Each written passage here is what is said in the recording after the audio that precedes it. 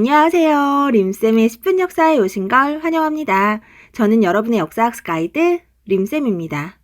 오늘은 한능검 대비 개념 강의 25번째 시간 조선 후기 통치체제와 정치 변화로 돌아왔습니다. 앞서 살펴본 외란과 호란이라는 두 차례의 큰 전쟁은 조선 사회에 많은 변화를 불러왔는데요. 그럼 과연 조선 후기에는 어떤 변화가 있었는지 통치체제부터 살펴보도록 하겠습니다. 먼저 조선 후기의 통치체제에서 가장 주목할 부분은 비변사의 기능이 확대됐다는 건데요. 제가 임진왜란 강의에서 이 부분 설명드렸던 거 기억나시죠? 비변사는 국방 문제를 다루던 임시기구였는데요.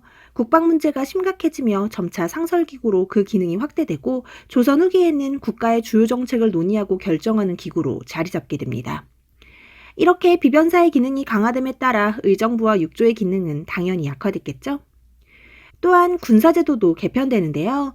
임진왜란 중 만들어졌던 훈련도감을 시작으로 오군영 체제를 갖춘 중앙군은 훈련도감과 어영청, 총융청, 수어청, 금이영까지 5개의 군으로 구성됩니다.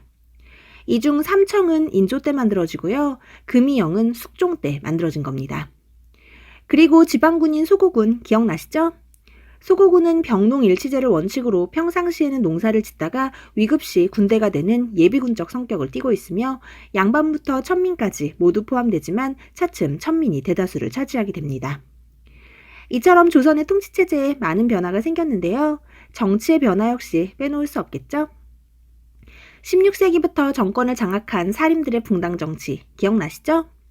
사림은 척신청산 문제와 이조전랑을 두고 동인과 서인으로 나뉘었었는데요. 이 동인은 다시 북인과 남인으로 나뉘게 됩니다.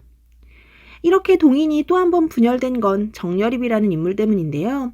원래는 서인이었던 정여립은 무슨 이유에선지 서인들을 비판하며 동인으로 돌아섭니다. 이에 서인들은 정여립을 모함하기 시작했는데요. 고향으로 낙향해 무예를 연마하고 활쏘기 모임 등을 주관했던 정여립을 역모로 몰아세운 겁니다. 이를 기추곡사라고 하는데요. 이때 정여립을 옹호한 동인들을 비롯해 정말 많은 선비들이 죽어나갔습니다.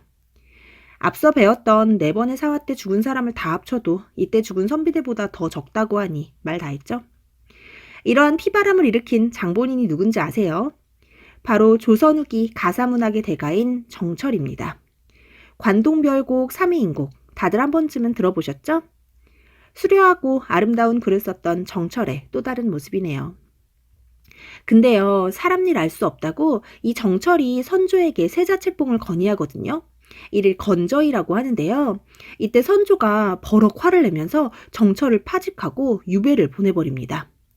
그래서 정철이 속해 있던 서인당 역시 궁지에 몰리는데요. 동인들 입장에서는 기추곡사 때 복수를 할 수 있는 절호의 기회죠. 바로 이때 서인들을 어떻게 처리할지에 대한 문제를 두고 동인이 북인과 남인으로 나뉜 겁니다. 정여립을 시작으로 정철의 건저희 사건까지 동인이 분열하는 과정이 참 다이나믹하죠? 그리고 이후 광해군 때 북인이 정권을 잡게 되는데요. 인조반정 때 서인과 남인이 함께 손을 잡았던 거 기억나시죠? 결국 인조반정 이후 북인들은 역사 속으로 사라지고요. 그 이후 붕당 정치는 조금씩 안정을 찾는 듯 했지만 이들의 갈등은 예속 논쟁을 기점으로 다시 심화되기 시작합니다. 예속 논쟁이란 예를 둘러싼 논쟁으로 현종 때 일어납니다. 인조 이후 북벌론을 추진했던 효종 기억나시죠? 이 효종이 젊은 나이에 사망하는데요. 이에 효종의 새어머니인 자의대비가 상복을 몇 년 입어야 하는가가 예송의 뜨거운 논쟁거리였습니다. 이 자의대비는 효종의 아버지인 인조의 둘째 부인인데요. 인조가 첫 번째 중전의 사망 이후 맞이한 어린 새 중전이 바로 자의대비입니다. 효종 입장에서는 새어머니인 셈인데요. 이러한 자의대비는 효종보다도 나이가 어렸습니다. 그러니 효종이 죽었을 때 새어머니인 자의대비는 멀쩡히 살아있었던 거죠. 족보상으로는 아들이 먼저 죽은 셈인데요. 효종은 둘째 아들이었습니다. 유교의 원칙상 장남이 죽었을 때는 그 어머니가 상복을 3년 입지만 장남이 아닌 다른 아들은 1년을 입는 것이 그 당시 사대부들의 룰이었고 이에 서인들은 원칙상 1년이 맞다며 사대부의 예를 따르자고 주장합니다. 이에 남인들은 아무리 둘째 아들이라도 왕의 대우를 해주자며 3년을 주장하는데요. 이 첫 번째 예송을 기예예송이라고 하고요. 이때 당시 왕의 자리에 오른 지 얼마 되지 않았던 현종은 서인들의 손을 들어줍니다. 그리고 이후 효종비가 죽게 되며 예속 논쟁은 다시 불거지는데요. 첫째 며느리의 상태는 시어머니의 상복 기간이 1년이지만 첫째 며느리가 아니라면 9개월이 맞다며 서인은 이번에도 사대부의 예를 따집니다. 이에 맞서는 남인은 아무리 첫째 며느리가 아니라도 엄연히 왕실이니 특별 대우로 1년 동안 상복을 입을 것을 주장합니다. 이번에 현종은 누구의 손을 들어줬을까요? 바로 남인의 손을 들어줍니다. 현종이 생각했을 때 왕실의 사대부의 예를 갖다 대는 서인들이 좋아 보이진 않았을 거예요. 결국 2차례에 걸친 예송의 최종 승자는 남인이었습니다. 이렇게 예송을 시작으로 갈등이 점차 심화되는 붕당 정치는 숙종이 즉위하고 난 이후 절정에 다다르는데요. 진정한 당파 싸움이 시작됩니다. 황국이라고 하는데요. 국면을 환기시킨다는 뜻의 황국은 정권이 확확 바뀌는 상황을 말합니다. 정권을 잡은 당이 권력을 독점하면 상대 당은 모두 정계에서 퇴출시키거나 죽이는 등 아주 사약 그릇이 남발하던 시기인데요. 복수는 복수를 낳는 법. 비록 이번엔 쫓겨났지만 다음에 정권을 잡으면 바로 보복 정치를 하며 상대당 죽이기에 바빴던 황국정쟁. 당시 왕이었던 숙종은 이 황국을 이용해 자신의 왕권을 철저히 강화시킨 왕입니다. 이러한 황국은 총 3차례에 걸쳐 일어났는데요. 먼저 경신왕국입니다. 이 경신왕국 때는 서인이 남인들을 영모죄로 몰아 정계에서 밀어냈는데요. 영원히 역사 속으로 사라질 줄 알았던 남인이 다시 득세하게 됩니다. 바로 기사왕국인데요. 이 기사왕국의 중심에는 너무나 유명한 인물 장희빈이 있습니다. 남인들은 당시 숙종의 사랑을 독차지했던 장희빈을 철저히 이용했는데요. 이를 경계한 서인의 우두머리 송시열은 장희빈의 아들이 원자로 책봉되는 것을 반대합니다. 그러자 숙종은 송시열을 죽여버리는데요. 거기에 당시 중전이었던 인현왕후를 폐위시키고는 급기야 장희빈을 중전으로 책봉합니다. 당연히 이때 서인들은 모두 축출되고 남인의 세상이 열렸겠죠. 하지만 숙종은 또다시 갑술왕국을 통해 장희빈을 내쫓고 인현왕후를 복위시키는데요. 다시 한번 남인이 몰락하고 서인이 정권을 장악하게 됩니다. 이러한 3번의 황국으로 점점 정치는 일당전제화되고 붕당은 변질됐는데요. 이 변질되어버린 붕당 정치의 최종 승자는 서인입니다. 그리고 이러한 서인은 다시 남인을 처리하는 과정을 두고 노론과 소론으로 나뉘는데요. 노론과 소론의 대립도 만만치가 않습니다. 숙종이 죽고 난 뒤 왕위에 오른 건 당시 세자였던 경종이었는데요. 경종은 장희빈의 아들입니다. 이러한 경종을 지지한 건 소론이었고 노론은 이후 영조가 되는 연인군을 지지했는데요. 평소 몸이 약했던 경종이 갑작스런 죽음을 맞게 돼요. 그리고 아이러니하게도 경종이 죽기 직전 먹은 음식은 연인군이 올린 것이었습니다. 과연 경종은 영조에 의해 독살된 걸까요? 글쎄요. 사실 그건 영조만 알겠죠? 심증은 있는데 물증은 없는 상황이랄까요? 암튼 경종이 갑작스레 죽고 난 뒤 왕위는 노론이 지지하던 연인군의 것이 되었습니다. 하지만 이 영조의 즉위 과정이 뭔가 개운치가 않죠? 그래서 이에 불만을 품은 이인좌라는 인물이 난을 일으키기도 했는데요.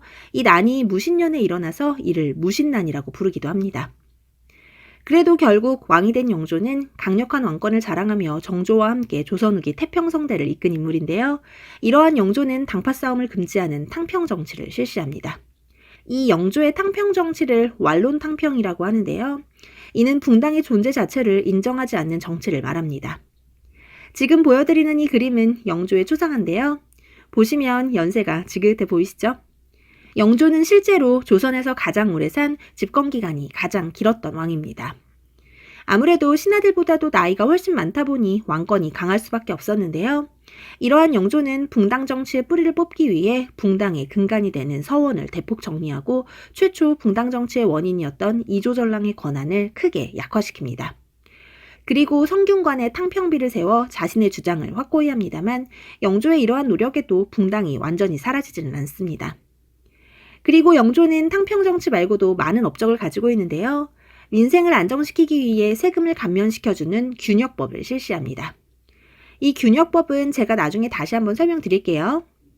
그리고 잦은 홍수로 백성들에게 피해를 주던 청계천을 준설하기도 하고요.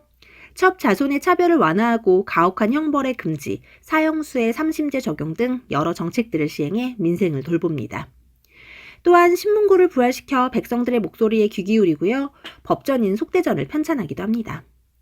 속대전은 경국대전의 속편이라고 생각하시면 될 것 같아요. 그리고 동국문헌 비고라는 책을 편찬하기도 하는데요. 워낙 방대한 양의 동국문헌 비고의 편찬은 정조 때까지 이어집니다. 그리고 영조 이후 그 뒤를 이은 정조는 영조의 손자입니다. 왜 아들이 왕이 안 됐냐고요? 영조의 아들이 바로 뒤주에 갇혀 죽은 사도세자였기 때문입니다. 결국 사도세자의 아들인 정조가 할아버지의 뒤를 이어 왕위에 오르는데요. 이러한 정조 역시 영조의 정치를 계승해 탕평정치를 이어갑니다. 하지만 정조는 영조와는 다르게 붕당을 인정하는 준논탕평을 펼치는데요. 정조의 준논탕평은 붕당을 인정하지만 정확한 시시비비를 가려 국왕이 중심이 되는 탕평정치를 말합니다. 이러한 정조는 당시 집권 세력이었던 노론 세력을 견제하기 위해 소론을 대거 등용하고 근근히 명맥을 이어가던 남인까지 등용합니다. 또한 워낙 학문 연구에 출중한 정조는 왕실 도서관이었던 규장각의 기능을 확대해 학문 연구 기관으로 사용합니다. 또 초계문 신제를 통해 자신의 사람들을 키워내는데요. 젊고 재능 있는 인재를 초계문신으로 등용해 40세까지 규장각에서 학문 연구에만 몰두할 수 있도록 한 겁니다. 이렇게 키운 인재들은 정조의 오른팔이 되었겠죠? 특히 정조는 이 규장각에서 서얼 출신들도 많이 등용하는데요. 대표적인 인물로는 박제가와 유득공, 이덕무 등이 있습니다.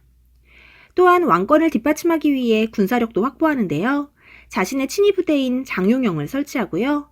정조의 정치적 이상의 완전체인 수원화성을 건립합니다. 이 수원화성은 정치적, 군사적, 경제적 기능을 갖춘 새로운 계획도시였다는 걸 잘 기억해 두세요. 또한 정조는 기존의 지방 양반들이 백성들을 다스리기 위해 활용했던 향약을 수령이 직접 주관하도록 했는데요. 이는 지방 양반들의 세력을 약화시키고 보다 왕권을 강화하고자 함이었습니다. 이렇게 왕권을 탄탄히 한 정조의 민생안정 체계는 무엇이 있을까요? 먼저 금난 정권을 폐지해 상인들의 자유로운 상업활동을 보장해 줍니다. 금난 정권이란 시전 상인들이 가지고 있었던 특권인데요. 이것을 신해년에 폐지하여 상인들의 자유로운 활동을 가능하게 했다 하여 신해통공이라고 부릅니다. 그리고 정조 역시 법전을 편찬하는데요. 대전통편이라고 합니다. 영조의 속대전과 헷갈리니까 구분해서 잘 기억해 두세요. 이 밖에도 정조는 동문이고와 탁지지 등을 편찬하기도 했는데요. 이렇게 안정적으로 나라를 다스린 정조. 그런 그가 정확히 1800년 갑작스럽게 세상을 떠나는데요. 과연 정조가 죽고 난 이후 조선은 어떻게 변화할까요? 그 뒷이야기는 다음 시간에 계속하도록 하겠습니다. 오늘은 조선 후기의 통치체제와 정치 변화에 대해 살펴봤는데요. 오늘 준비한 내용 여기까지입니다. 오늘의 중요 포인트, 조선 후기 통치체제가 어떻게 변화했는지 비변사를 중심으로 정리하시고요. 붕당 정치의 변질 과정과 그 안에서의 치열한 대립, 예송과 황국을 잘 정리하시기 바랍니다. 또한 조선 후기의 전성기를 이끌었던 영조와 정조의 업적은 정말 너무너무 중요하니까요. 반드시 구분해서 정리하셔야 됩니다. 오늘도 고생 많으셨고요. 구독과 좋아요는 언제나 감사드립니다.